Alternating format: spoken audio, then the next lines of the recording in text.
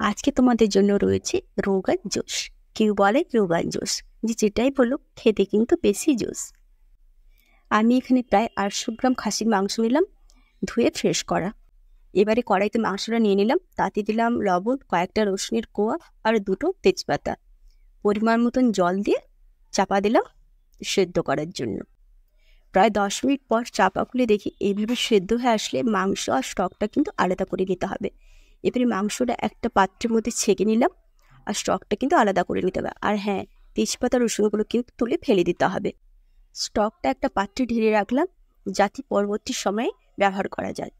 তো মাংসটা সেদ্ধ না করে পেঁয়াজের সাথে কষিয়ে রান্না করা যেত। এটা বানানোর কারণ হচ্ছে জলের পরিবর্তে স্টকটা ব্যবহার করব, যাতে পুরো ফ্লেভারটা পাওয়া যায়।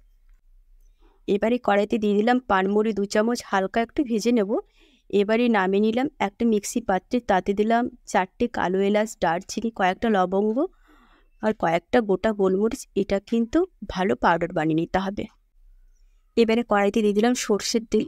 আগে থেকে কেটে রাখা পেঁয়াজটা ছেড়ে দিলাম তেলের মধ্যে।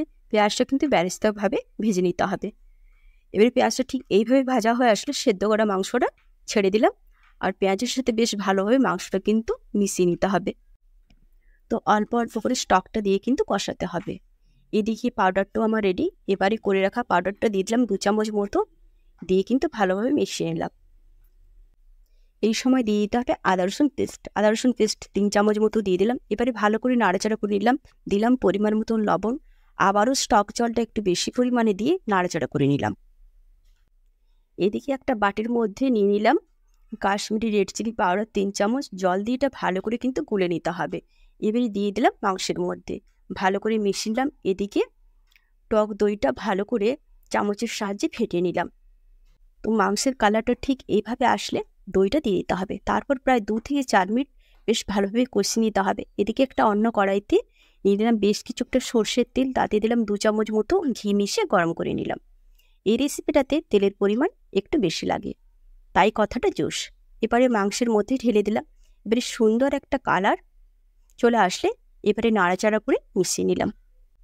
তো ফাইনালি আবারও করে রাখা পাউডারটা 1 চামচ দিয়ে বেশ ভালো করে নাড়াচাড়া করে নামিয়ে নিলাম একটা পাত্রের মধ্যে। রেডি আমাদের মাটন রোগান জোশ।